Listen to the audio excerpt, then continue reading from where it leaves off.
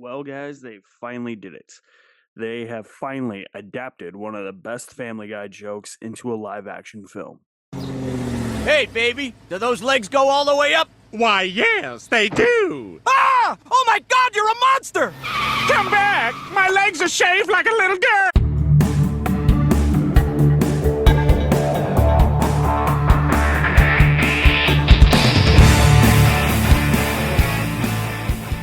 So I finally saw Longlegs. Longlegs stars Micah Monroe and Nicolas Cage. Micah Monroe plays an FBI agent named Lee Harker in the 90s who is investigating a series of occult clues that could help her track down a serial killer named Longlegs, who's played by Nicolas Cage. This has so much hype behind it. I've seen a lot of people say that this is the next Silence of the Lambs, the next Seven, with a little bit of a horror twist to it, and I can agree. I can see that for sure. This is by far one of the best serial killer movies I've seen in years, and it has that edge to it, that unsettling, nerving edge. Not just that, but this horror edge to it, which makes it feel even more disturbing and gross and grimy and cold and everything you can use to essentially describe this 90s setting in these types of serial killer movies. Insert the adjective there. You know it's there. I think the setting really helps that it is set in the 90s. There's something about these serial killer movies in the 90s. There's something so different about them.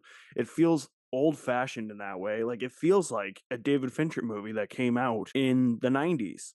But it also feels like something closer to Silence of the Lambs. It's a mix of both of them. It's got the horror elements and it's got the serial killer aspects, which I was more invested in than the horror elements. The horror elements, though, when they come in, they're not bad at all. I actually thought that the story was pretty smart at handling that. Everything here, the clues, the characters, the way the mystery is unraveled, certain details about the mystery. For instance, if your birthday's on the 14th of any month, I don't think you're going to want to celebrate it after this movie. I just felt that it was all smart writing, and I was trying to solve the mystery along with the FBI and Mike and Monroe's character, and I think that that's probably the best part about these types of movies. When you don't solve the mystery before the characters, you're solving it with them. When you can't guess what it is, that's a really good thing.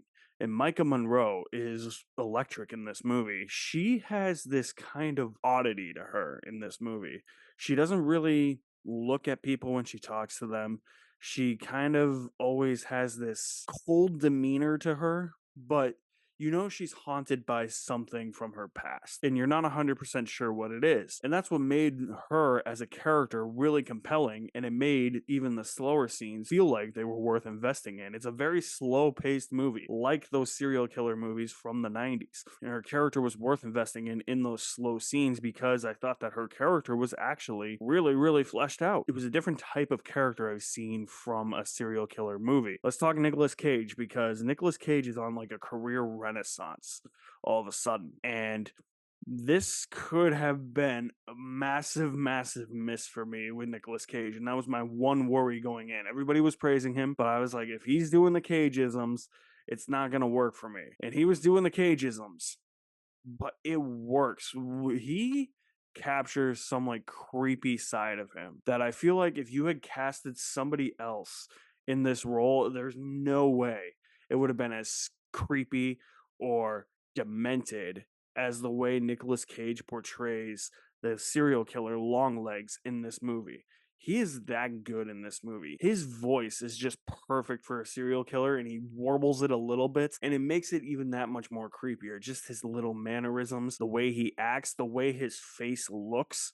You'll see what I mean in the movie. It made me terrified of Nicolas Cage, and I never thought that it would get to that point ever in his career. This movie isn't perfect for me because it's just not as scary as I thought it was going to be. Everybody was hyping it up to be the scariest thing they had ever seen since probably Hereditary, or probably since some of those serial killer movies that came out in the 90s, 2000s. It just wasn't that scary. It was disturbing for sure. Like it's a different kind of horror thriller. You know what I mean? Like, if you're going in expecting to shit your pants because this has been hailed as the shit your pants movie of the year, we get one of these every year. You're not going to shit your pants. I'm sorry. It's not going to happen. You'll probably be disturbed. You'll probably be like, what the fuck is happening? It's one of those movies. It's one of those WTF movies. It's one of those movies that just unsettles you, unnerves you, disturbs you, and then you find out what the actual mystery is, and you're like, yeah, back to the WTF stuff. Yeah, okay. That's how it worked for me. It just wasn't remotely scary. That's my only issue with the movie. Everybody was hyping it up to be this scary thing, and it wasn't. It's going to be one of those movies that's off-putting for a lot of people because of that and the slow pace. It's not going to be everybody's cup of tea. It's definitely going to be, you love it, you hate it, nowhere in the middle. I personally loved it. I just wish it was scarier. I think Longlegs is worth investing your time in with a full bucket of popcorn. So if you guys have seen Longlegs, I'm sorry this review is late. I want to know what you think of it in the comment section below. I'll leave my link to my website in the description below as well. You guys are the best. Thank you for watching. My name is Alex Madden, and I'll see you at the movies somewhere.